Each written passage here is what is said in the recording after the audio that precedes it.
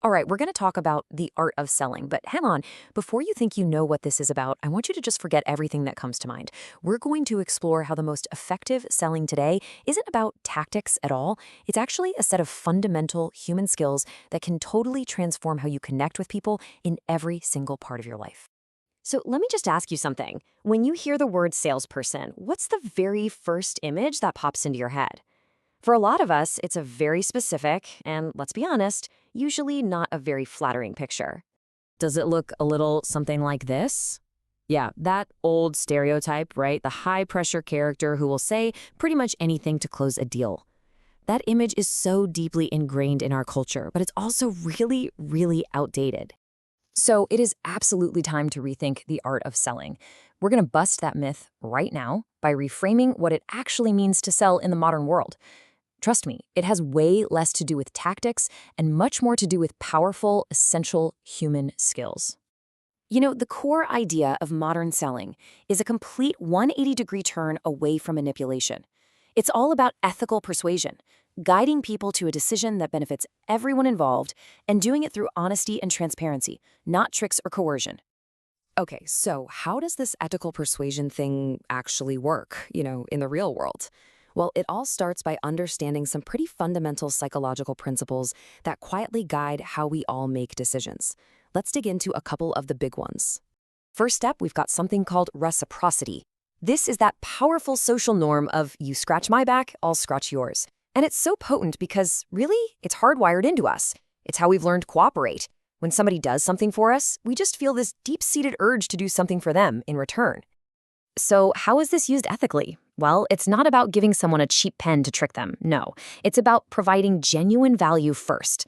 When a company offers you a truly useful free trial or a consultant gives you a valuable report for free, they're creating a natural sense of goodwill and, yeah, a little bit of obligation.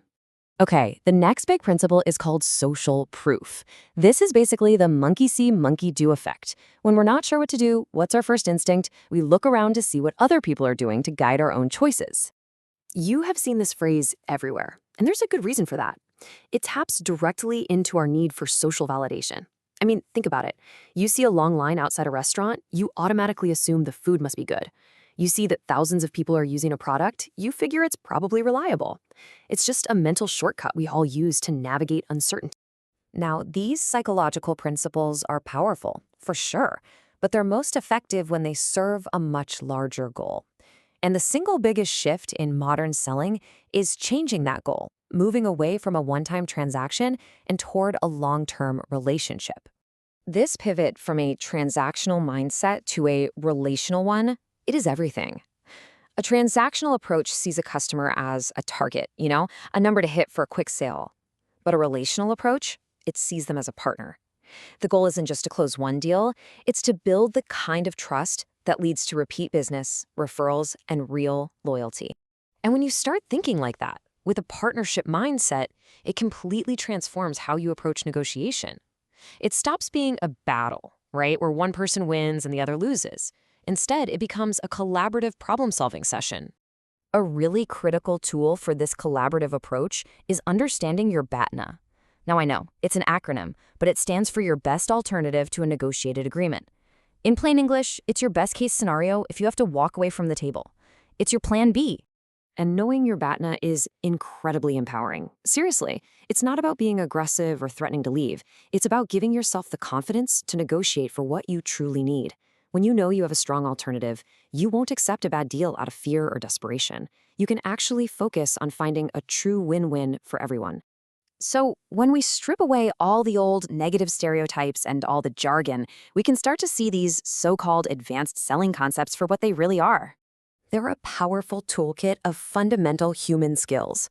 Things like ethical influence, relationship building, and collaborative problem solving. Come on, these aren't just for salespeople.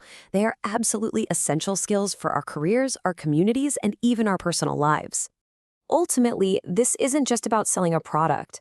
It's about a more effective, more ethical, and just a more human way of communicating with each other. Which leads to a final thought I want to leave you with. In your own work, in your own life, where could you apply these ideas to create more win-win outcomes?